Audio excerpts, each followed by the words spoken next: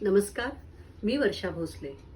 जो समाज न डरा लंकेश की तलवार से, जो समाज न हिला कंस की व्यवहार से, वह समाज नहीं डरेगा जोहरन ममदानी के विरोध से। परम पूजनीय मोहन भागवत यांचा न्यूयॉर्क शहरातील कार्यक्रम होणारच।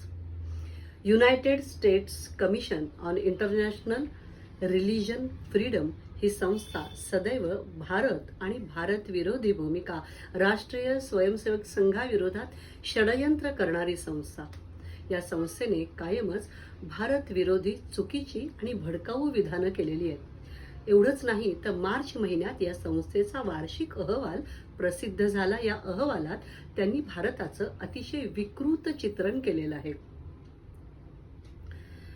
न्यूयॉर्क शहराचे महापौर जोहरान ममदानी हे इस्लामिक विचारधारेचे आणि संपूर्ण जगावर आपलंच प्रभुत्व असावं ही विचारधारा घेऊन प्रेरित झालेले डॉक्टर मोहन भागवत यांच्या कार्यक्रमाला विरोध करतात। खरं तर भारताचं तत्व आहे वसुधैव कुटुंबकम आणि युनिव्हर्सल वेलनेस सेलिब्रेशन या अंतर्गत डॉक्टर मोहन भागवत यांचा कार्यक्रम होत आहे। जगभरातल्या विविध कानाकोपऱ्यातून आलेले पंथ, धर्म, परंपरा यांचा स्वीकार भारताने केला। एवढंच नाही तर त्यांचा आदरही केला।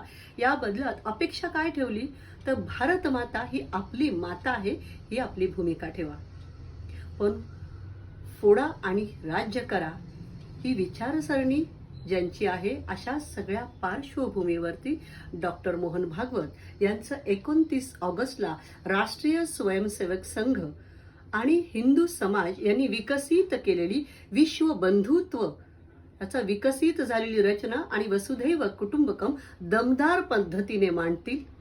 सनातन हिंदू धर्म की जय, हिंदू राष्ट्र की जय। धन्यवाद।